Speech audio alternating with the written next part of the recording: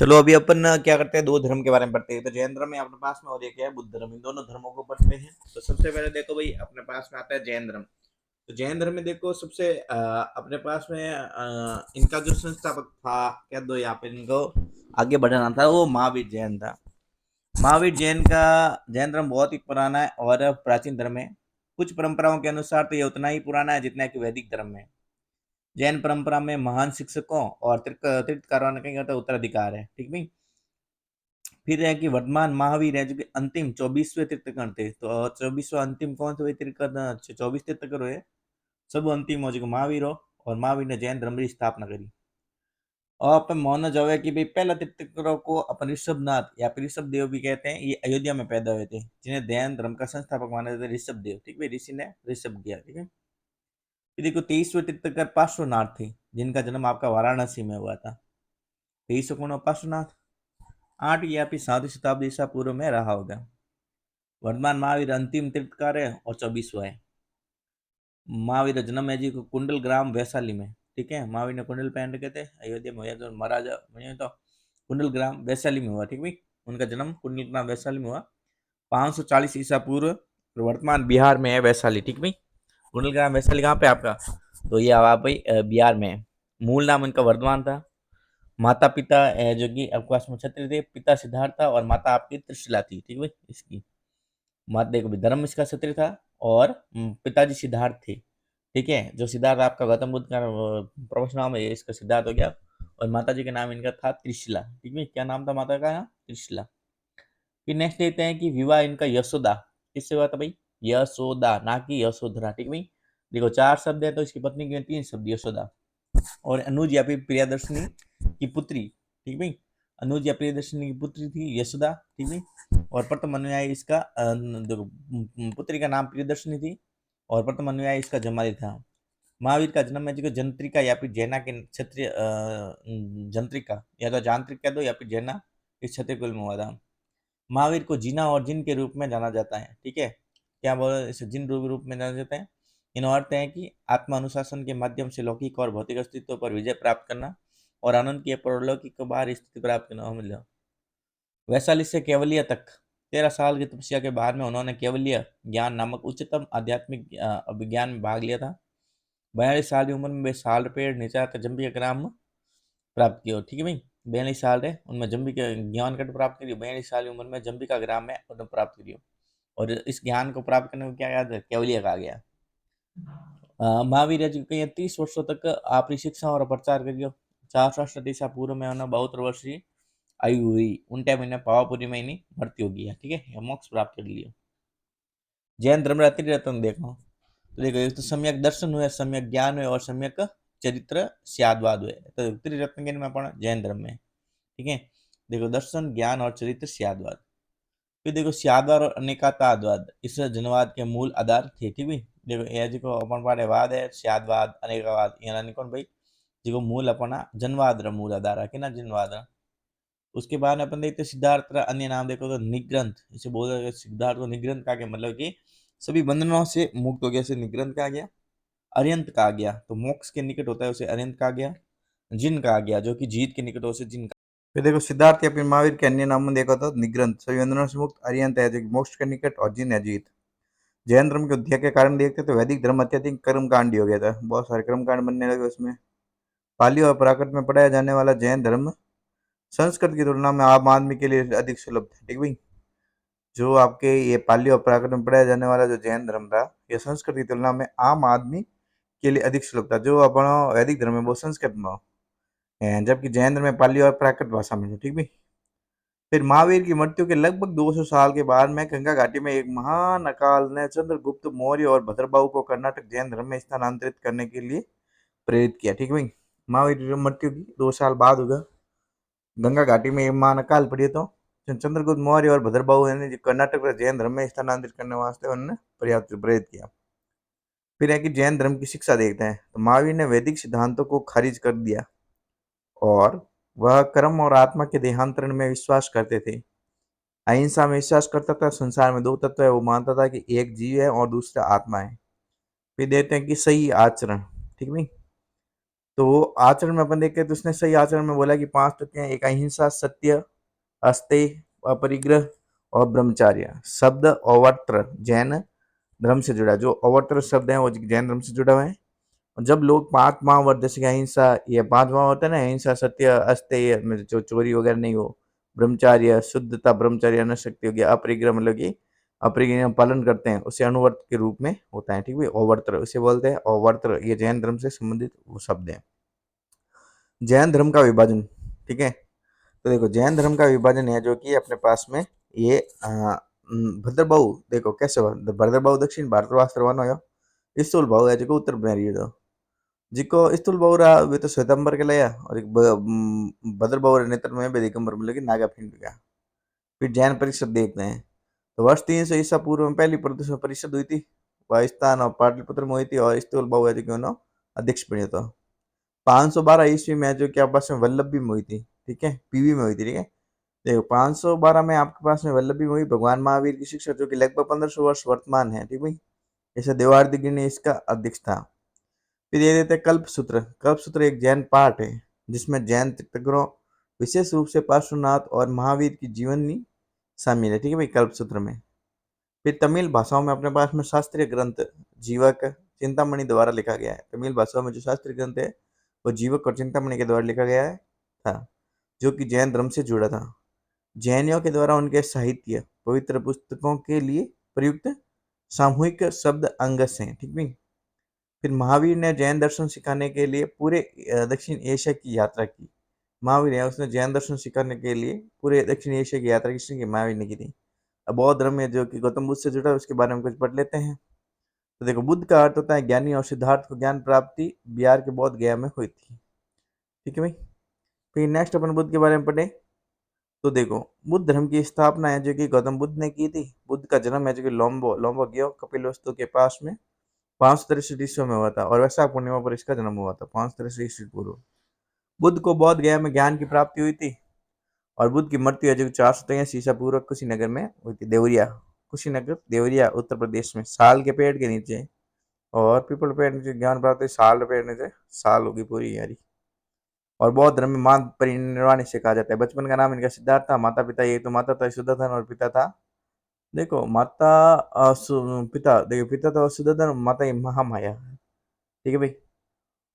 और सुदोधन है जो कि प्रमुख शाक्य दान, ठीक है, शाक्य ये इसका कुल था। सिद्धार्थ का पालन पोषण उनकी मौसी प्रजापति गौतमी ने किया था, उनकी मां मर गई थी। उनका विवाह जो 16 वर्ष की उम्र में यशोधरा से किया गया। यशोदा तो थी महावीर की, और यशोधरा थी जो कि बुद्ध की थी।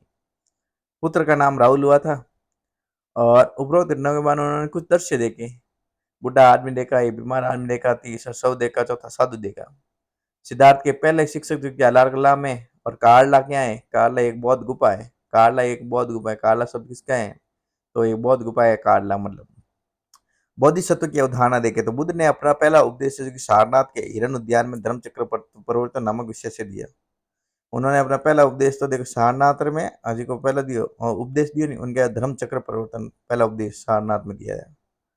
फिर है कि उन्होंने अपना पहला उपदेश है जो कि धर्मचक्र मुद्रा और दमेक स्तूप सारनाथ में दिया था, जिसका निर्माण अशोक ने करवाया था। उन्होंने अपना अधिकांश उपदेश तो बिहार के गृद्धकूट में दिया था। भगवान बुद्ध के थांका चित्र सूती या रेशमी कपड़ों पर बनाए जाते हैं। जिसको थांका चित्र है भगवान बुद्ध वो सूती या रेशमी कपड़ा और मात बनाया कर थांका चित्र का भगवान बुद्ध। गौतम बुद्ध के आदि द्वितीय पर्याय शुद्ध उपदेश को अपन अग्नि उपदेश के नाम से जाना जाता है। थोड़ी सी मिस चलने से विविध देख लेते हैं। उन्हें एशिया का प्रकाश स्तंभ भी कहा जाता है। किसको? बुद्ध को। बुद्ध को एशिया का प्रकाश स्तंभ कहा जाता है। उसके बाद में अपन देखें तो बौद्ध भिक्षु पद्म संभव थे। उसने तिब्बत तिब्बत में बौद्ध धर्म का प्रसार किसने किया? पद्म संभव तिब्बत, ठीक है इन्होंने। फिर है कि बौद्ध धर्म ने समाज के दो वर्गों को अपने दायरे में लाकर एक महत्वपूर्ण प्रभाव डाला है, वे थी महिलाएं और शूद्र। बौद्ध धर्म में बहुत सी महिलाएं और शूद्र जुड़े थे। अष्टमा स्थान तत्कालीन बुद्ध के जीवन से जुड़े 8 महत्वपूर्ण स्थानों को संदर्भित करता है। जो अष्टमा स्थान है वो तत्कालीन उस समय के बुद्ध के जीवन से जुड़े 8 महत्वपूर्ण स्थानों को संदर्भित करता है, जो कि आपके पास में लुम्बिनी, बौद्ध गया, सारनाथ, कुशीनगर, श्रावस्ती, संकिसा, राजगृह, वैशाली, ये 8 स्थानों को आपके बुद्ध के जीवन से संबंधित करता है। लुम्बिनी में तो उसका जन्म हुआ था, बौद्ध गया में उसको ज्ञान प्राप्त हुआ। सारनाथ में उसने पहला उपदेश दिया था। कुशीनगर में उसकी मृत्यु हो गई थी। और श्रावस्ती में उसके भाई उसने उपदेश दिए थे, श्रावस्ती में भी। और संकिसा और राजगिरा और वैसारी। एक बामियान है। बामियान कहाँ पड़ता है? आपके अफगानिस्तान में। उसमें बुद्ध की दुनिया की सबसे बड़ी अखंड मूर्ति कहाँ पे सब है? बामियान, अफगानिस्तान में। धातु के सिक्के सर्वप्रथम बुद्ध काल में दिखाई दिए अपन को। धातु के सिक्के सर्वप्रथम किसमें? बुद्ध काल में दिखाई दिए गए। चौखंडी स्तूप, रामभर स्तूप। चौखंडी स्तूप, रामभर स्तूप उत्तर प्रदेश में स्थित एक बौद्ध स्मारक है। ठीक है, बौद्ध से जुड़ी हुई चौखंडी है। रामपुर है हथगढ़ में उत्तर प्रदेश में और बुद्ध रिलेटेड है। फिर सुल्तान के जो बिहार में पढ़िया करें। और इनमें खोजी की गौतम बुद्ध की विशाल प्रतिमा गुप्त काल की बताई गई, जो सुल्तानगंज में नहीं, बुद्ध काल में। बहुत साहित्य देखते, बहुत साहित्य आपके पाली में लिखे गए। किसमें लिखे? पाली भाषा में लिखे गए हैं। मिलिंद पन्नो, मिलो पन्नो, मिलो और पन्नो बौद्ध ग्रंथ है। मिलिंद पन्नो एक बौद्ध ग्रंथ है। प्राचीन बौद्ध पाठ है जो कि अभिधर्म कोश है। प्राचीन बौद्ध पाठ कौन सा है? अभिधर्म कोश। बौद्ध धर्म से जुड़ी जातक कथाएं। ठीक है भाई, जातक कथाएं किसकी है? बौद्ध। और त्रिपिटक किसकी है? ये नहीं तो त्रिपिटक, ये भी बौद्ध धर्म से है। लेकिन त्रिरत्न है जो कि महावीर से है। ठीक है, त्रिपिटकों से बना बौद्ध साहित्य जिसका अर्थ है टोकरिया। और अपने क्या बोला? जातक कथा ये है बौद्ध धर्म से रिलेटेड। भारत में निर्मित अंतिम बौद्ध ग्रंथ वमस्तपक संहिता। ठीक है भाई। फिर देखते तमिल साहित्य है जो कि शिल्पादिक्रम और मणिमेखलाई बौद्ध धर्म से संबंधित है।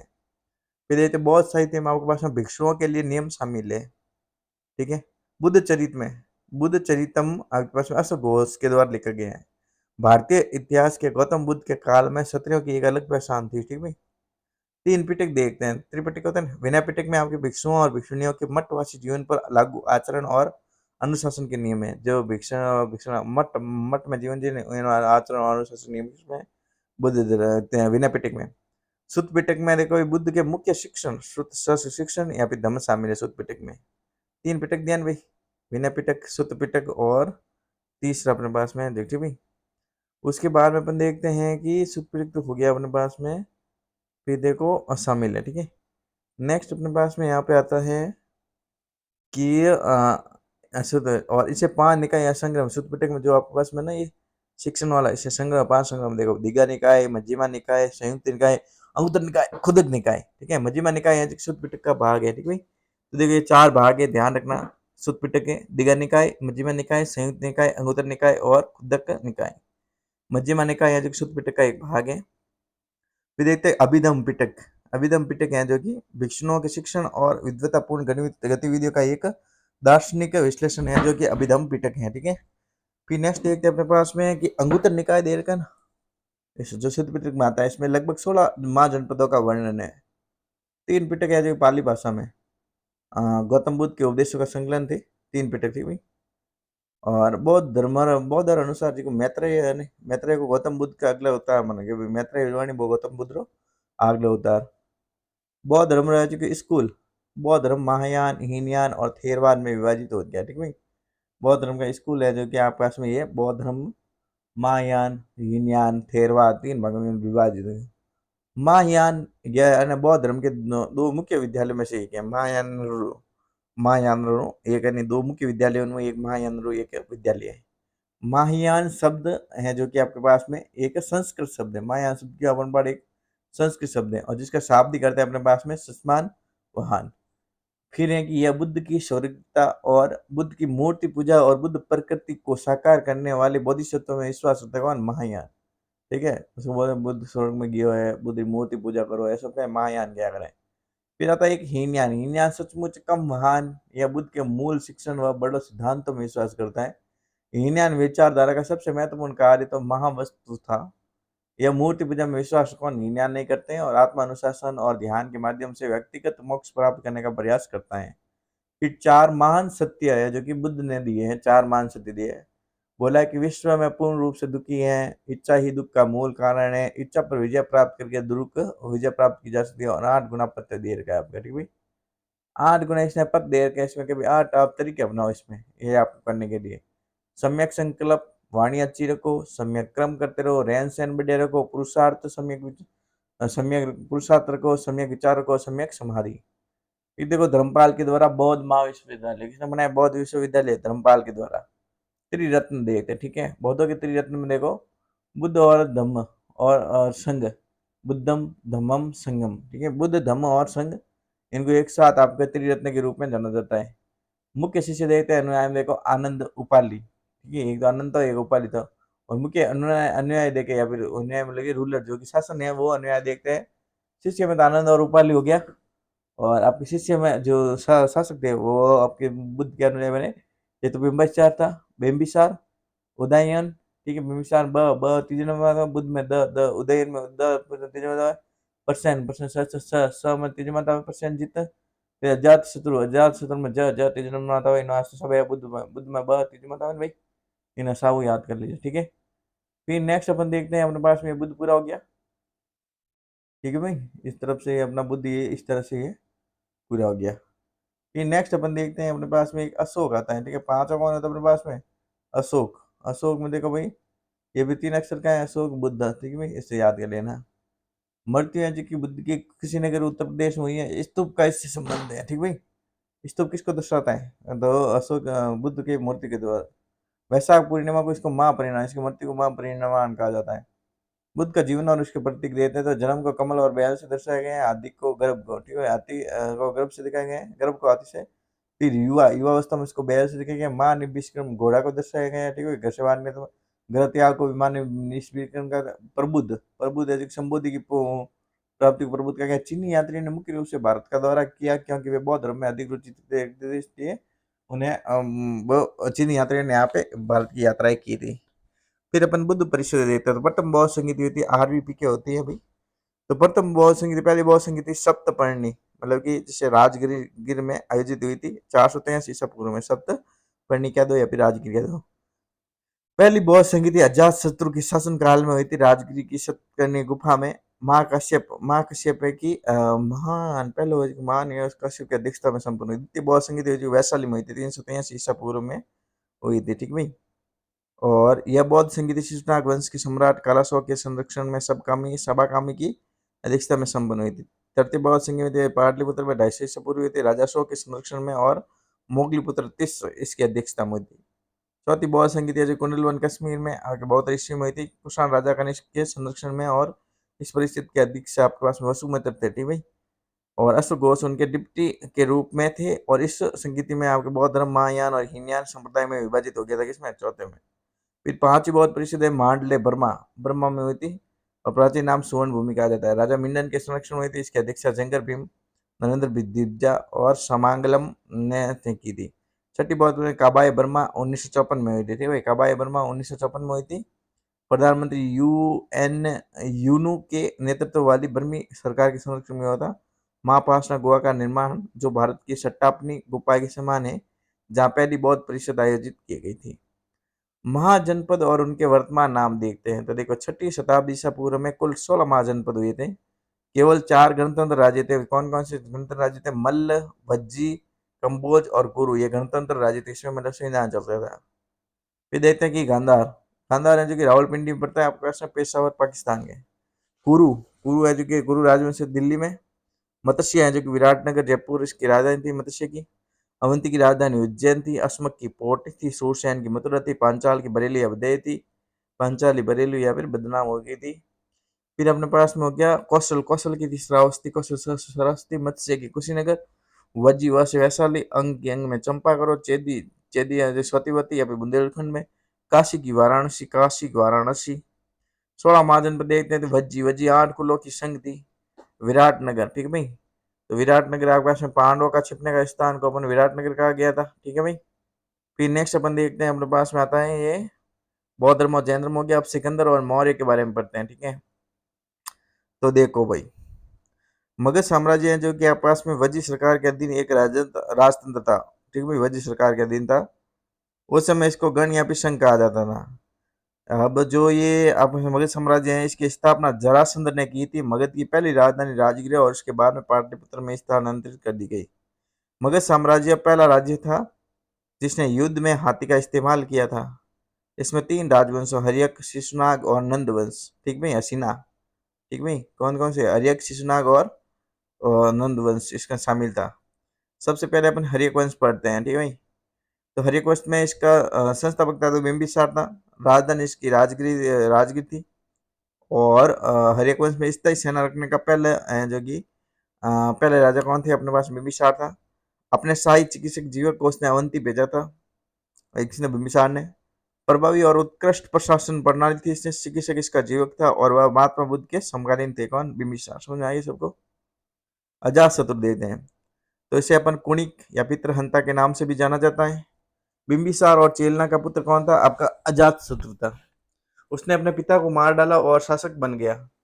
फिर है कि पहली बौद्ध परिषद है जी उसके शासनकाल में हुई थी। ठीक है, पहली बौद्ध परिषद किसके शासनकाल में हुई थी? तो अजातशत्रु के शासनकाल में पहली बौद्ध ये हुई थी। ठीक भाई।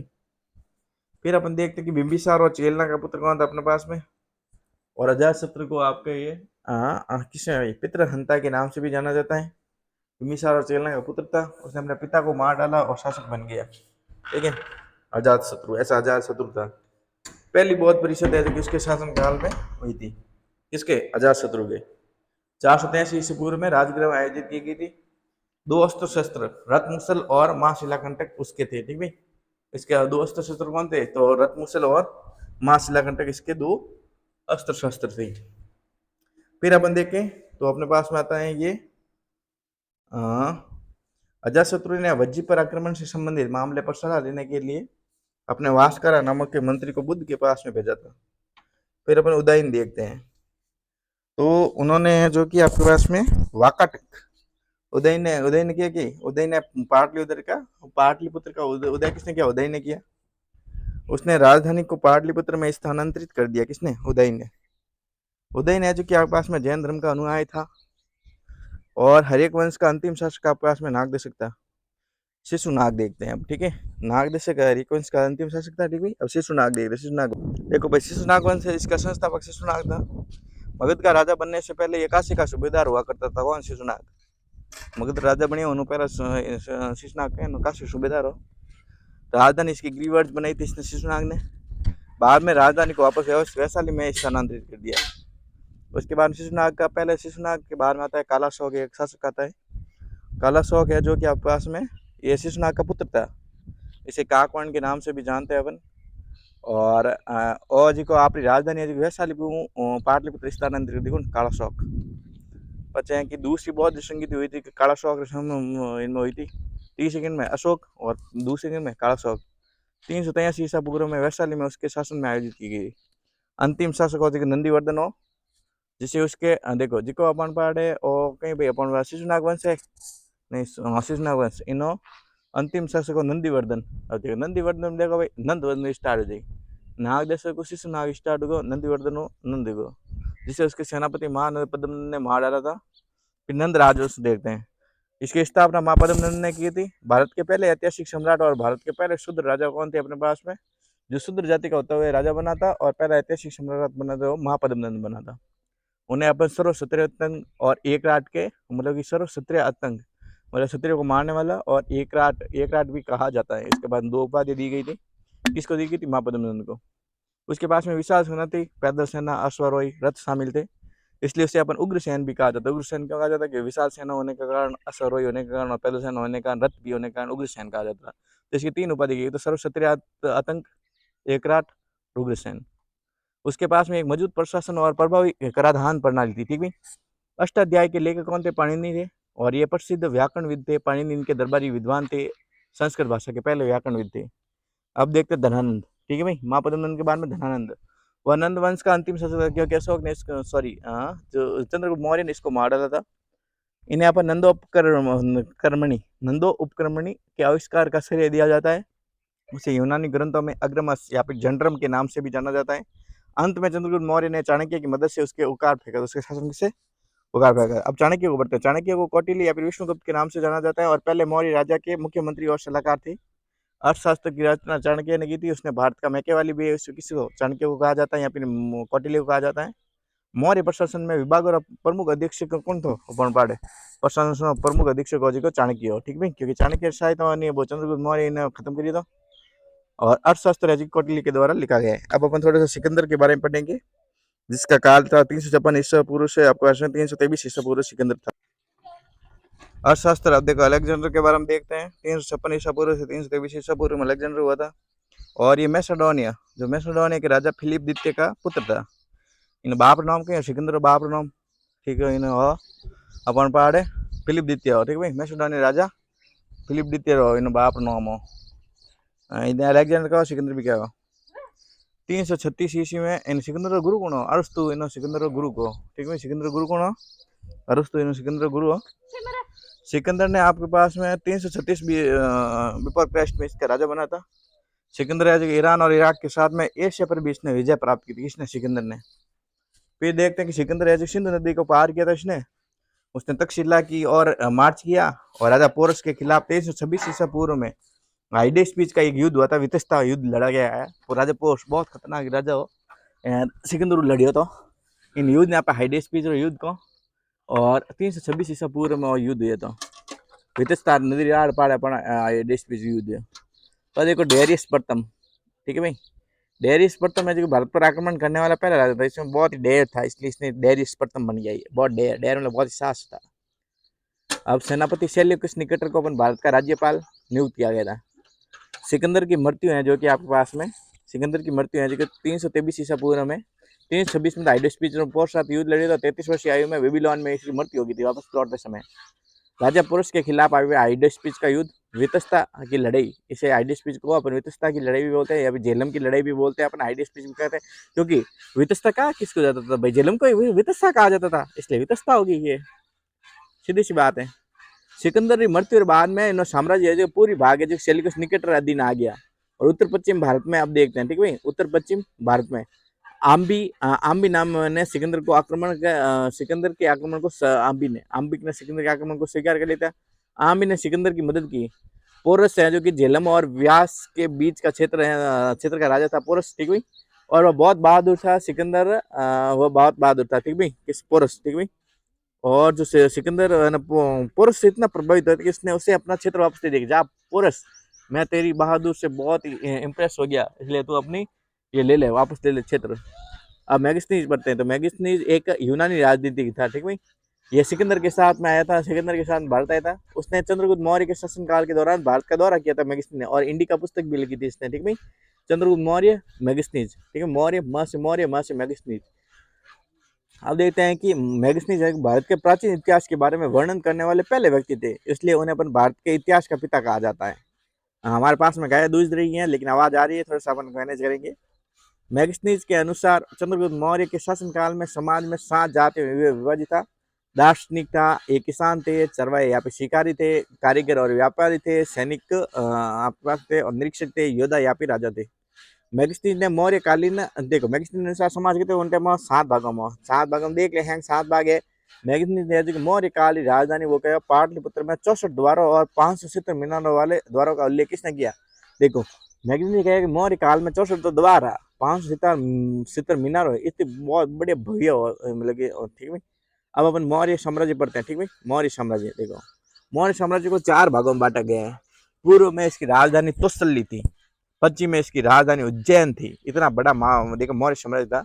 पूर्व में जिसकी राजधानी तोसली, पश्चिम में इसकी राजधानी थी उज्जैन, उत्तर में इसकी राजधानी तक्षशिला और दक्षिण में इसकी राजधानी थी सुवर्णगिरी, ठीक है। चंद्रगुप्त मौर्य इसका संस्थापक था। चाणक्य की सहायता से चंद्रगुप्त मौर्य ने सिकंदर को इसको हराया था, आपका महापद्म को धनानंद को हराया था, और इसने मौर्य वंश की स्थापना की।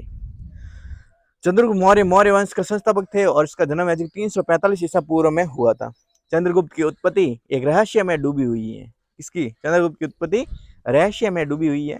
यह चाणक्य के शिष्य थे। चंद्रगुप्त किसके शिष्य थे? तो चाणक्य के शिष्य थे। चाणक्य तक्षशिला के प्रसिद्ध शिक्षक थे। चाणक्य किसके? तक्षशिला के प्रसिद्ध शिक्षक थे। उन्होंने अर्थशास्त्र नामक एक पुस्तक लिखी जो शासन अर्थशास्त्र किसमें है? देखो शासन कला, आर्थिक नीति, सैन्य रणनीति पर एक प्राचीन भारतीय ग्रंथ है। और मुख्य रूप से ये क्यों भाई, ये जो अर्थशास्त्र है अपने पास में मुख्य रूप से आपके पास में राजनीतिक शासन कला से संबंधित कौन? अर्थशास्त्र, जो कि संस्कृत भाषा में लिखी गई है। फिर चंद्रगुप्त को लिच्छवी से दहेज में पाटलिपुत्र मिला था। जो लिच्छवी राजा था उससे आपको इसको दहेज में क्या मिला था? पाटलिपुत्र राज्य मिला था। ग्रीक लेखों में उनका उल्लेख है जो सेंड्रोकोटस के रूप में किया जाता है। चंद्रगुप्त को ग्रीक लेखों में क्या कहा गया है? तो सेंड्रोकोटस कहा गया है, ठीक है। चंद्रगुप्त मौर्य के द्वारा बाहर निकाल। अब देखो चंद्रगुप्त के रूप में, और उन्हें चंद्रगुप्त मौर्य द्वारा बाहर निकाल दिया गया। ठीक है, ग्रीक लेखक किसका लेखक, ठीक है भाई, और ग्रीक लेखक उसके द्वारा बाहर निकाल दिया गया। मौर्य राजधानी जी पाटलिपुत्र थी। मौर्य की राजधानी कौन सी थी भाई, तो पाटलिपुत्र उसकी राजधानी थी मौर्य की। जैसे भारत की राजधानी दिल्ली है, इसी प्रकार मौर्य की राजधानी थी आपका पाटलिपुत्र। 321 ईसा पूर्व में धनानंद को हराया गया और मौर्य साम्राज्य की स्थापना की गई। सेल्यूकस निकेटर इससे हार गया था। सेल्यूकस निकेटर किससे भाई, उससे हार गया था। ठीक भाई, फिर अपन देखते हैं कि उन्होंने सेल्यूकस निकेटर की पुत्री हेलेना से शादी की। सेल्यूकस निकेटर की पुत्री से हेलेना से शादी की थी किसने, इन्होंने। और भारत की यह पहली अंतरराष्ट्रीय शादी थी, किसने, देखो सब पहला विदेश में जान ब्याह कौन करियो, चंद्रगुप्त मौर्य करियो, किन्नु सेल्यूकस निकेटर की पुत्री हेलेना को करियो। तो और इन्हें देश रूप में बहुत सारा, देखो 4 तो राज्य मिल गया, काबुल, कंधार, हेरात और मकरान है, 4 राज्य मिल गया। गुजरात में इसने सुदर्शन झील, चंद्रगुप्त मौर्य के द्वारा निर्मित एक कृत्रिम जलाशय था, जो सुदर्शन झील है वो चंद्रगुप्त मौर्य बनाई थी। और एक कृत्रिम जलाशय सुदर्शन झील कट पड़े आपका गुजरात में पड़िया करे, आज याद कर लीजिए, नोट पॉइंट। और जैन मुनि भद्रबाहु के साथ में कर्नाटक गए थे। ठीक है भाई, जैन मुनि जी को भद्रबाहु है नहीं, ये तो स्थूल बाहु, तो उत्तर में रहेगा तो भद्रबाहु है जी को, दक्षिण में ये बुद्ध रमालो। ठीक भाई, ये जैन थे। ठीक भाई, तो इससे कर्नाटक में गया था और इसने जैन धर्म अपनाया था। ठीक है, अब है कि इसने अपने साम्राज्य का विस्तार उत्तर पश्चिम में सिंधु नदी तक किया था। बिंदुसार को चंद्रगुप्त के ने उज्जैन भेजा था, जो इसका पुत्र था बिंदुसार। ठीक है, चंद्रमा तो बिंदु लाके, इसी प्रकार बिंदुसार इसका पुत्र था। बिंदुसार को इसने चंद्रगुप्त ने इसने उज्जैन भेजा था। ठीक है, मौर्य वंश के दौरान पहली बार धातु से बना सिक्का दिखाई दिया। तो धातु शिखर पर चलन कटे अपन मौर्य वंश में। तो वर्तमान के बिहार की बराबर गुफाएं, जो बिहार में बराबर गुफाएं कहाँ पे, बिहार में पड़ती हैं, ये बराबर गुफाएं मौर्य काल से में निर्मित की गई थी। और भारत में सब पुरानी रॉक कट, मतलब कि चट्टानों काट काट गुफाएं, बराबर गुफाएं बनाई बिहार में है, और चंद्रगुप्त मौर्य काल में बनी थी। एक धम्मेक स्तूप है, जिसको सारनाथ वाराणसी में स्थित है। धम्मेक स्तूप कट स्थित है, सारनाथ वाराणसी में। ठीक है, सारनाथ वाराणसी यूपी में स्थित है। कौन सा धम्मेक स्तूप, ये आपके पास में मौर्य से संबंधित है। चंद्रगुप्त मौर्य की मृत्यु है जो 258 ईसा पूर्व में श्रवण बेलगोला, किस में हुई थी भाई, श्रवण बेलगोला में हुई थी। ठीक है, चंद्रगुप्त मौर्य की। ठीक है भाई, फिर नेक्स्ट देखो भाई, उन्हें अमित्रघात भी कहा जाता है। किसे, आपने बिंदुसार है नहीं, चंद्रगुप्त बिंदु चौंदमाल बिंदी पुत्र को बिंदुसार है अमित्रघात। इसका नाम क्या भाई, अमित्रघात। क्या नाम है इसका, अमित्रघात। ठीक है भाई, तो इसके शासन में आपके तक्षशिला में अशांति थी। किसके, बिंदुसार के शासन काल में तक्षशिला में अशांति थी। ठीक है, डाइमेकस एक ग्रीक राजदूत था, और डायनोसियस उसके दरबार में मिस्र का राजदूत था। और यवनिका या फिर पर्दा भारतीय रंगमंच में यूनानियों के द्वारा, जो अपन पर्दा प्रथा आज थी वो यूनानियों के द्वारा भारत में प्रचलित की गई। ठीक भाई, किसमें, यूनानियों के द्वारा पढ़ी। वायु पुराण के अनुसार भद्रसार कहा जाता है किसको, वायु पुराण में जो अपने पास में ये बिंदुसार है, इसका नाम क्या दे रखा है वायु पुराण में, भद्रसार इसका नाम दे रखा है वायु पुराण में। ठीक है भाई, नेक्स्ट अपन देखते हैं कि उसने अपने पुत्र अशोक को, जो देखो ये अशोक अपना सम्राट अशोक है, वो किसका पुत्र था अपने बिंदुसार का। और इसने अपने पुत्र अशोक को उज्जैन का राज्यपाल नियुक्त किया। किसका भाई, उज्जैन का राज्यपाल नियुक्त किया था। फिर नेक्स्ट अपन देखते हैं कि अब देखते हैं कि वह आजीविका धर्म, जो अपना देखो भाई, जो ये अपने बिंदुसार था, इसका एक धर्म अलग, इसने अलग धर्म, आजीविक धर्म, एक आजीविक एक धर्म था इसका भाई। कौन संबंधी था, बिंदुसार आजीविक धर्म इसका अनुयायी था, जिसकी स्थापना मक्खली गोसल ने की थी। देखो आजीविक धर्म की स्थापना कौन करी, मक्खली गोसाल। तो मक्कल होता है जो कि आपके पास में आजीवन होता है, आजीवन भर मक्कल चलता है, इसलिए मक्खली गोसाल का होता है आजीविक धर्म का संस्थापक। ठीक है भाई, मक्खली गोसाल। इसके 3 पुत्र थे, किसके, अपने ये बिंदुसार के 3, एक अशोक था, एक विताशोक था, और एक सुसीमो।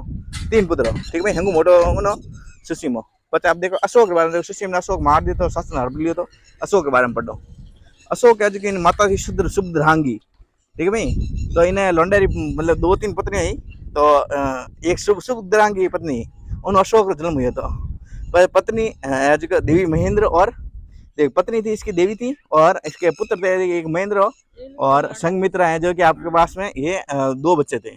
और दूसरी पत्नी इसकी अशोक की कारुवाकी थी। ठीक है, अशोक कारुवाकी से बहुत प्रभावित था, वो बहुत सुंदर थी। ठीक है, अशोक की 2 पत्नियां थी, एक तो थी देवी और एक कारुवाकी थी। ठीक है, और वह 269 ईसा पूर्व में राजा बना। अशोक कौन सा, 269 ईसा पूर्व में राजा बना था। इससे पहले वह अवंती का गवर्नर था। कौन, अवंती का गवर्नर ये हुआ था मतलब कि जो बिंदुसार हो इन अशोक कालो घणो एक गवर्नर बना तो राजा राजा बना, लेकिन अशोक अँ बहुत महत्वाकांक्षी हो सुशील महा राजा बन गो पचानी अवंतीर गवर्नर उबो ने आ बन गो के भाई अपन मौर्य वंश राजा बन गयो। ठीक है, अपन अशोक के अन्य नाम देते देव नाम प्रिय हो गया और देव नाम प्रियदर्शी मतलब कि देवों का प्यारा इसका मतलब भी होता है। ठीक भाई, ये अशोक का दूसरे नाम भी है।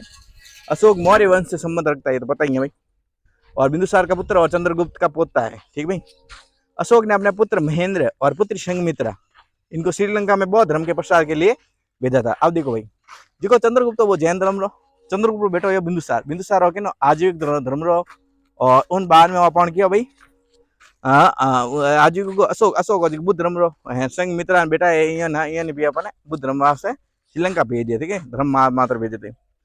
उस समय श्रीलंका का राजा कौन सा था? तिस्सा था। तो अशोक के समयकालीन में श्रीलंका का राजा कौन सा था? तिस्सा था।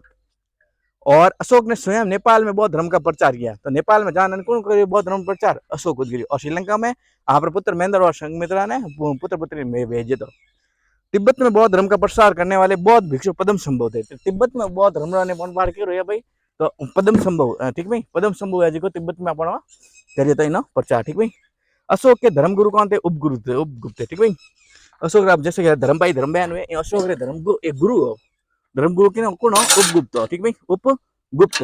ठीक भाई, तो अशोक आप चीजें गुप्त रहा तो इन वास्ते गुरु भी उपगुप्त हो। ठीक भाई, अशोक ने पूरे भारत में अनेक शिलालेख बनवाए।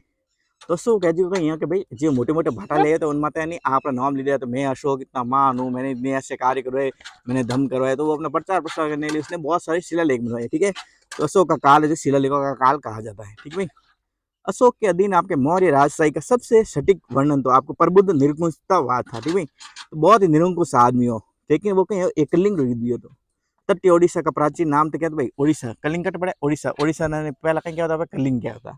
ठीक है, इनमें कलिंग युद्ध हुए तो किन टाइम 261 ईसा पूर्व में युद्ध हुए तो। ठीक है, और अशोक और राजा आनंद पद्मनाभ के बीच में ये लड़ा गया। ठीक भाई, अशोक और राजा आनंद पद्मनाभ के बीच में ये लड़ा गया। कलिंग युद्ध के बाद में वह मौर्य धर्म में परिवर्तित हो गया। ठीक भाई, जो कलिंग युद्ध बाद में अशोक के बौद्ध धर्म में परिवर्तित हो, और वो कहीं भाई अपने मतलब कि वो युद्ध छोड़ दिया था। ठीक है, और कलिंग युद्ध ने अशोक की प्रशासनिक नीति में गहरा परिवर्तन दिया। ठीक भाई, फिर देखते अपने पास में आता है नेक्स्ट अशोक के बारे में देखते हैं बैराट शिलालेख। जो बैराट शिलालेख है ना अपने पास में, बैराट कह दो या फिर विराटनगर। विराटनगर वैसे भी आपको पता है मत्स्य की राजधानी थी, और बैराट से बैराट शिलालेख कहाँ पे पड़ेगा? राजस्थान में पड़ेगा। ठीक है, और ये प्राकृत भाषा की ब्राह्मी लिपि में लिखा गया। ठीक है, प्राकृतिक भाषा थी और ब्राह्मी लिपि थी। ठीक है, फिर देखते हैं में शिक्षा का केंद्र। ठीक है भाई, तो जिसको अशोक डैम शिक्षा केंद्र हो तक्षशिला, और तक्षशिला कटो सिंधु और झेलम नदी और बीच में स्थित हो कहीं तक्षशिला। फिर देखते हैं अशोक हैं जो कि पहले शासक थे। देखो पहला रिश्ता होना देखो हमें तो राज्य सीमा में दे दो पंजाब और लेकिन पहला कहीं नदी और बीच में आप स्थान डिनोट करता, इसलिए नदी हम दिखे हो गया सिंधु और झेलम और बीच स्थित कौन है? तक्षशिला है। अशोक है जो कि पहला शासक हो, और इन्होंने पत्थर की सतहों पर अपना संदेश खुदवाया था। ठीक है, इसलिए शिला लेकर गया था, आपको बताइए। राजा अशोक बनने के 8 साल बाद में उसने देखो जी 269 राजा बने तो 261 ईसा पूर्व में उड़ीसा में कलिंग युद्ध हुआ था, और उसने भाई इस समय कलिंग में युद्ध लड़ा था। अशोक के धम्म सिद्धांत, अशोक के धम्म सिद्धांतों पर आधारित था। बौद्ध धर्म के प्रसार के लिए उन्होंने धम्म महामात्र की नियुक्ति की। ठीक भाई, आप देखो दूसरा क्या क्या अशोक ने पितृसत्ता के विचार की स्थापना की। भाई ने पिता है या फिर मुन्ने कहते बहुत पावरफुल है वो बात। उन्होंने अपने आदेशों के माध्यम से कहा कि हर किसी को अहिंसा और सच्चाई का पालन करना चाहिए, दयालु और सौम्य होना चाहिए, और पशु बलि से बचना चाहिए। उनका मानना था कि राजा को अपने लोगों की देखभाल करनी होगी और समाज के बीच में सामाजिक सांस्कृतिक कल्याण करना होगा। गौतम बुद्ध के जन्म स्थल को अशोक के रुमिनदेई स्तंभ के द्वारा चिन्हित किया गया। ठीक है, ये गौतम बुद्ध जन्म स्थल क्यों लुम्बिनी हो नहीं लुम्बिनी लुम्बिनी में क्या करियो अशोक एक रुमिनदेई स्तंभ बना दियो। इनमें लिखा गया अटे भगवान बुद्ध रो जन्म हुयो है, अटे ने रूम बनियो। ठीक है, रूम याद ले रुमिनदेई स्तंभ। और अशोक ने लगभग 260 ईसा पूर्व में महाबोधि मंदिर बनाया था। कौन सा? महाबोधि मंदिर। ठीक भाई, बहुत धर्म प्रचार करना महाबोधि मंदिर बना दियो 260 ईसा पूर्व में। 61 में लड़ाई खत्म हुई, देख साल मन परिवर्तित तो यो बुद्ध धर्म आयो, महाबोधि मंदिर बनवायो। भारत राष्ट्रीय प्रतीक है जो सारनाथ है नहीं, इन सारनाथ में अशोक स्तंभ के शेर शीर्ष अपनाया गया। ठीक है, सारनाथ में देखो अशोक स्तंभ है नहीं, अशोक स्तंभ कहते सारनाथ बनाया गया। भगवान पहली बार उपदेश दियो तो हम इनमें इन जो अपन भारत राष्ट्र में आवे वो शेर मंडीड़ा नहीं तीन नाला बे जैसे यूपीएससी बनेगा नहीं बिलो लागे रे इन बिल्ला में कहीं अगर अपन पर अशोक इन सारनाथ स्तंभ लियोड़ा है। राष्ट्रीय प्रतीक 3 आयामी मूर्ति जिसमें 4 सिंह, साहस और शक्ति के जो 4 शेर है नहीं बेकिना प्रतीक है, साहस और शक्ति प्रतीक है। यह भारत के गौरव का भी प्रतिनिधित्व करता है और इसके नीचे धम्म चक्र, हाथी और घोड़ा है। तो देखो भाई सारनाथ तो अपन पूरा जो चिन्ह है अपन भारत राष्ट्रीय चिन्ह इसका पूरा देखो 4 तो इसमें शेर है, एक धम्म चक्र है, एक हाथी है, एक घोड़ा है। जुलाई 2022 में प्रधानमंत्री नरेंद्र मोदी ने 9500 किलोग्राम वजन और 6.5 मीटर ऊंचाई वाले कांस्य से बने राष्ट्रीय प्रतीक का अनावरण किया। वाह रे वाह मोदी। फिर एक अशोक के स्तंभ लेख देखते हैं।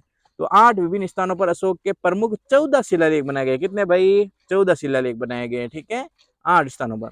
एक तो धौली, एक गिरनार गुजरात में, जोगुड़ा है जो कि उड़ीसा में बनाया गया। जोगुड़ा कहाँ पे है भाई? जोगुड़ा सिस्टम लेक है जो कि आपके पास में ओडिशा में। कलसी हो गया, मनसेरा हो गया, शहबाजगढ़ी हो गया, सोपारा हो गया और येरागुड्डी हो गया। ठीक भाई, ये 8 हो गए। अब देखो 1837 ईस्वी में जेम्स प्रिंसेप हो एक हो। ठीक भाई, और कोई लेखक कोई महासाबू देखो 1837 में जेम्स प्रिंसेप ने इसने अशोक के शिलालेख को पढ़ा और ब्राह्मी और खरोष्टी लिपियों को पढ़ा जो पहले इस्तेमाल की जाती थी। ब्राह्मी और खरोष्टी लिपि है हमारे यहाँ पे कहीं देवनागरी लिपि कहीं भाई बाया दाया पढ़ेगा, लेकिन पहला कहीं दाया बाया पढ़ी इसकी लिपियाँ। ठीक भाई, और एक ब्राह्मी और खरोष्टी लिपि उनके आ जाता है, इसमें पहले इस्तेमाल की गई। ठीक भाई, अशोक की वास्तुकला देखो। राजा अशोक है जो कहीं 30वीं शताब्दी ईसा पूर्व में श्रमण परंपरा का इसने श्रमण परंपरा का संरक्षण किया। श्रमण परंपरा का बुद्धि। फिर इन परंपरा में क्या कहता है बौद्ध, जैन, आजीविक और चावराक दर्शन शामिल है। चिन्ह में श्रमण परंपरा में क्या है बौद्ध रे या जैन भी या आजीविक या चारवाक या सब दर्शन मिक्सर हो जो कहीं अपन पाड़े इनके आता है श्रमण परंपरा। ठीक है भाई। फिर नेक्स्ट अपन देखते हैं कि स्तंभ, अशोक स्तंभ है जो कि आमतौर पर पॉलिश किए गए बलुआ पत्थर से बने हुए हैं और ये राज्य के प्रतीक के रूप में पूरे मौर्य साम्राज्य में एक बड़ा महत्व रखते थे। मौर्य स्तंभ है जो कि आपके पास में रॉक कट स्तंभ को दर्शाता है। ठीक है, अशोक स्तंभ समझ आएगा। फिर देखते हैं कि भाषा अशोक इसमें इसके शासनकाल में यहाँ पे मौर्य की भाषा देखते हैं। जबकि अधिकांश अशोक स्तंभ है जो कि पाली और प्राकृत भाषा में थी, लेकिन कुछ ग्रीक या फिर आर्माइक भाषा में भी थी। देखो अधिकांश स्तंभ बने तो पाली या फिर मतलब जन सामान्य लोगों ने समझ में पाली और प्राकृत और कई ग्रीक या फिर आर्माइक या फिर रोमानी भाषा में भी थी। फिर स्तंभ शिलालेख देखते हैं। अशोक का लोगों की सुरक्षा का सिद्धांत देख दो। स्तंभ शिलालेख सेकंड देखते हैं। तो देखो धम्म को कम से कम पाप स्तंभ शिलालेख में फर्स्ट में क्या है भाई, इनमें क्या है भाई अशोक का लोगों की सुरक्षा का सिद्धांत फर्स्ट में दिया गया। सेकंड में स्तंभ शिलालेख दिया गया कि धम्म को कम से कम पाप कई गुण, करुणा, उदारता, सच्चाई और पवित्रता के रूप में परिभाषित करता है स्तंभ शिलालेख 2। स्तंभ शिलालेख 3 है जो कि आपस में कठोरता, क्रूरता, क्रोध, मान आदि के पापों को नाश करता है। कौन? स्तंभ 3 में कहा गया। स्तंभ शिलालेख 4 में कहा गया राजकों के कर्तव्य संबंधित है। और 5 है पशु पक्षी, प से 5, प से पशु, प से पक्षी, प से 5, 5 है पशु पक्षी हत्याओं प्रतिबंध करता है। 6 है जो धम्म नीति, नीति में 9 6 देख लीजिए। स्तंभ देख 7 है जो धम्म नीति के लिए अशोक के द्वारा किए गए सबसे लंबा स्तंभ, सब लंबा स्तंभ के अपन सिस्टम लेख 7 है। अलेक्जेंडर कनिंगम ने 1877 में अशोक के शिलालेख का एक सेट प्रकाशित किया। कौन करिए? अलेक्जेंडर कनिंगम करिए 1877 में। ठीक भाई, जिसको अशोक 13 स्तंभ नहीं शिलालेख अशोक 13 अशोक शिलालेख में अशोक कलिंग की विजय का उल्लेख मिलता है। और कलिंग युद्ध का दुई अपन पार 266 के भाई कलिंग का युद्ध देता है 13 स्तंभ मान लिखे है कि नंबर शिलालेख नंबर 13 इन मान लिखे है कि भाई उड़ीसा में कलिंग में अशोक की बहुत भयानक जीत हुई थी, उन्होंने मन परिवर्तन सब किन मान लिखे है स्तंभ लेख 13 में याद आ नंबर 13। स्तूप पर बनी जाली के आकार की संरचना को अपन हर्मिका कहते हैं। जो स्तूप है इन अपन एक जाली आकार बने मतलब यहाँ इन टाइप चौकोर आकार बने उन अपन हर्मिका कहना। कलिंग के युद्ध के बाद में प्रतिशोधी जो मतलब बहुत ही भयंकर प्रतिशोधी अशोक का हृदय परिवर्तित हो गया और वह बुद्ध धर्म का अनुयायी बन गया। वाह वाह। फिर देखते हैं लघु स्तंभ शिलालेख। तो एक लघु स्तंभ शिलालेख में सबसे पहला आता है रुमनदेही स्तंभ शिलालेख, रुमनदेही। ठीक है, तो अशोक की लुम्बिनी की यात्रा, लुम्बिनी कहीं है तो भगवान बुद्ध जन्म स्थल है लुम्बिनी, इन्हें लुम्बिनी को कर से छूट दे दिया गया और रुमनदेही स्तंभ लिखे मैं अशोक भगवान बुद्ध के जन्म स्थल को कर से छूट देता हूँ, इसमें रूम इस भगवान बुद्ध रूम हटो तो इनका छूट दे दी गई। फिर देखो सारनाथ का स्तंभ शिलालेख। सारनाथ स्तंभ शिलालेख है जो कि आपस में वाराणसी के पास में अशोक के द्वारा, वाराणसी है उन पहाड़ है, अशोक के द्वारा धम्म चक्र परिवर्तन या बुद्ध के पहले उपदेश की स्मृति में बनवाया गया। कौन सा आपके पास में? धम्म चक्र परिवर्तन। सारनाथ में पहला उपदेश दिया उनकी ने आपको धम्म चक्र परिवर्तन करो और बुद्ध ने पहला उपदेश दिया तो इन स्मृति में सारनाथ स्तंभ शिलालेख बनाया। उसके बाद मध्य प्रदेश में आपका सांची का स्तूप। ठीक है, तो हाची में मध्य में कटे हाची मध्य प्रदेश में, ठीक भाई। तो देखो अशोक स्तूपों में सब प्रसिद्ध की अपन पढ़े सांची का स्तूप, और ये अपनी बौद्ध कला और वास्तुकला के लिए जाना जाता है, और इसे 1818 में जनरल हेनरी टेलर के द्वारा फिर से खोजा गया, ठीक है भाई। बनाया तो भाई घनी कौन, लेकिन खोजिए कौन उन्होंने 1818 में जनरल हेनरी टेलर कहा कि भाई अरे यार सांची स्तूप में बहुत कला बहुत बढ़िया अशोक बहुत बढ़िया है जी कौन पढ़े स्तूप है। पर स्तूपों का निर्माण इसलिए किया गया क्योंकि उनमें पवित्र अवशेष है। स्तूप निर्माण कई काम करियो कि जैसे भगवान बुद्ध मरिया तो यहाँ पाटन कहीं भाई यहाँ भगवान बुद्ध मरिया ने 16 भाग लिया, उन एक एक भाग ने काटना अलग रिश्ता मार गया, उन मात कहीं भाई अपन पढ़े मैं जैसे स्तंभ मतलब स्तूप बनाया था ऊंची ना बने स्तूप क्या करते भाई। फिर देखो सारनाथ एक धम्मेक स्तूप है, इसका निर्माण है मौर्यों के द्वारा किया गया, ठीक भाई। सारनाथ में जो धम्मेक स्तूप है इसका निर्माण किसके मौर्य के द्वारा किया गया था। तो देखो भाई देखो अपन धम्मेक स्तूप मंदिर है सारनाथ मंदिर है, और निर्माण कौन कराया मौर्य करवाया, ठीक भाई। एक देखो अपन पास रामपुरवा है उनमें अशोक स्तंभ बनाया था, इन अशोक स्तंभ शीर्ष माता अपन बैल मूर्तियों का किन दर्शाई गया, तो रामपुरवा अशोक स्तंभ है उनमें यानी शीर्ष माता बैल री होंडिया मूर्ति किन में भाई रामपुर है राम जी होंडिया भाई इनमें दर्शाए गए, ये त्रिरत्न है, ठीक भाई। तो बुद्ध के द्वारा त्रिरत्न दिया गया था, कौन सा बुद्धम संगम गच्छामि धम्मम संगम गच्छामि संगम संगम गच्छामि, बुद्ध धम्म और संघ ये त्रिरत्न थे बौद्ध धर्म के। मौर्य साम्राज्य अंतिम शासक कौन हो बृहद्रथ, कितने बड़े साम्राज्य का अंतिम शासक कौन था बृहद्रथ, बड़े का बृहद्रथ। अब देखते हैं मौर्य साम्राज्य, ठीक है। तो कौटिल्य के अनुसार राज्यों के 7 तत्व है, उसने 7 तत्व बताया, सप्तांग इसे सप्तांग सिद्धांत भी कहा जाता है।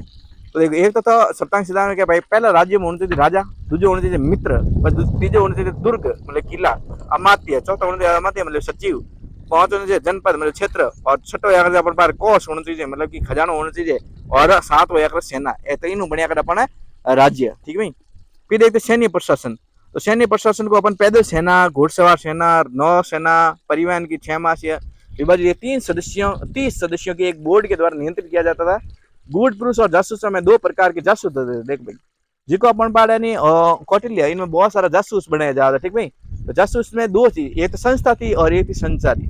संस्था है जो करीब इस तरह है, और संचार मतलब क्या घूमना, तो घूमना वाला नहीं गुप्तचर कहते पहले संचारी, और जो नहीं एक जगह यानी रहना नहीं गुप्त मतलब या करता भाई सीक्रेट जानकारी लिया उनका संस्था। फिर न्याय प्रणाली, राजूक हमारे आधुनिक जिलाधिकारी के बराबर थे। कौटिल्य ने 2 अन्य प्रकार के न्यायालयों का उल्लेख किया है, धर्मदीय और सिविल कोर्ट, ठीक भाई। तो अशोक के समय में अपने पास में 2 न्याय प्रणाली थे, एक तो था धर्मस्थीय जो कि आपका सिविल कोर्ट से संबंधित है, और एक दूसरा था कंटक शोधन जो कि आपराधिक न्याय से संबंधित था, ठीक भाई। तो जो सिविल कोर्ट था जिसमें मतलब कि आपने जो कि मतलब कि कुछ विचारों से संबंधित उसमें न्याय किया जाता है उसे बोलते हैं अपन धर्मस्थीय, और एक थे अपराधी जो अपराध करते चोरी सजा इसके देते उसे बोलते हैं कंटकीय शोधन। फिर होता है स्थानीय प्रशासन, गाँव जो कि सबसे छोटी प्रशासनिक थी, जो मौर्य साम्राज्य था उसमें सबसे छोटी कई कौन सी थी, अपनी गाँव थी। और ग्रामिका मतलब ग्रामिका जो गाँवों को काफी स्वायत्तता प्रदान थी, बहुत स्वतंत्र थी। प्रादेशिक प्रांतों के राज्यपालों या फिर जिला मजिस्ट्रेटों को संदर्भित कर रहे, प्रादेशिक किसको, प्रांतों के जो राज्यपाल या फिर जिला मजिस्ट्रेट होते हैं आज के समय में उनको मौर्य साम्राज्य काल में आपके प्रादेशिक कहा जाता था, ठीक भाई। फिर अपने पास में है कि प्रादेशिकों के अधीन आपके सेवा करने वाले कर संग्राहकों को स्थानिका के रूप में जाना जाता है। फिर दुर्गों के अधिपति आपके पास में दुर्गपाल कहा जाता है, ठीक भाई। अंतपाला जो फ्रंटियर आपको गवर्नर से उसे अंतपाल कहा जाता है, फ्रंटियर गवर्नर क्या बोल अंतपाल कहा जाता था। मौर्य प्रशासन के तहत आपके पास में केंद्र सरकार प्रणाली इस मंत्री परिषद का नेतृत्व अध्यक्ष के नाम से जाना जाता था, ठीक है भाई। और व्यक्ति के द्वारा मतलब कि अध्यक्ष के नाम से जाने वाले व्यक्ति के द्वारा इसका मंत्री परिषद का नेतृत्व किया जाता है। महामात्र, तो कुछ सर्वोच्च रैंकिंग वाले अधिकारियों को दी जाने वाली उपाधि क्या कहा जाता है, उसे महामात्र कहा जाता है, ठीक है। क्या कहा जाता है उसे, महामात्र। फिर होता है आपके पास में रज्जुक, ठीक है। देखो भूमि की माप करना, सीमा का निर्धारण करना, प्रभारी अधिकारी उसे रज्जुक बोला जाता है। माप मात्र कौन से सर्वोच्च रैंकिंग वाले अधिकारी थे। और एक संस्था अध्यक्ष था, ठीक भाई। संस्था अध्यक्ष से टकसाल है जो कि सिक्के बनाने के इससे बोलते हैं अपन संस्था अध्यक्ष। संस्था अध्यक्ष जो सिक्को बनाने वाले अध्यक्ष, टकसाल के अध्यक्ष वो समस्त अध्यक्ष, तो बाजार समस्त है जो कि बाजार समस्त बाजार का अध्यक्ष था। और शुल्क अध्यक्ष मतलब जो शुल्क मिलता है तो उसे टोल अध्यक्ष कहा जाता। सीता अध्यक्ष, कृषि अध्यक्ष कहा जाता, सीता अध्यक्ष। एक नव अध्यक्ष जो नावों का अध्यक्ष होता है बोलते नव अध्यक्ष बोलते थे। जहाजों का अध्यक्ष था। एक लोहा अध्यक्ष जो लोहा के अध्यक्ष था उसे लोहा अध्यक्ष बोलते। एक पौथा अध्यक्ष जो कि अपने पास में नापतोल के अध्यक्ष थे उसे बोलते हैं पौथा अध्यक्ष। सीता अध्यक्ष, कृषि अध्यक्ष को शुल्क अध्यक्ष टोल के, और समस्त बाजार के संस्था अध्यक्ष टकसाल के। पोथा है जो कि नापतोल, पोता जो नापतोल में बहुत गड़बड़ी करी पौथा अध्यक्ष, ठीक है। फिर देखते हैं अपने पास में है कि एक होता है व्यवहारिक महामत। व्यवहारिक महामत न्यायपालिका के अधिकारी को व्यवहारिक महामत कहा गया, जन प्रगति के। ठीक है, मौर्य काल में खान राज्य के नियंत्रण में होती थी। इससे सिक्कों को डालने के लिए धातु प्रदान किए थे। ठीक भाई, ताकि है ना सिक्का खाने जो भी होते ना खाणियों ऐसे बयानी जी को अपन बारे ने राजा नियंत्रण में थी। ठीक भाई, फिर आपके पास में हो गया कि बिहार के दीदारगंज में पाई जाने वाली प्रसिद्ध चोरी वाली मूर्ति को मौर्य काल से संबंधित है। ठीक है, बिहार के दीदारगंज में आज मूर्ति पाई जाती है चोरी वाली, या मौर्य काल बात संबंधित है। ठीक भाई, समझ आएगा सुबह नहीं? ठीक है, नेक्स्ट टॉपिक अब आगे का मौर्योत्तर काल और गुप्त काल, जो कि अगले चैप्टर में होगा। Thank you, this is class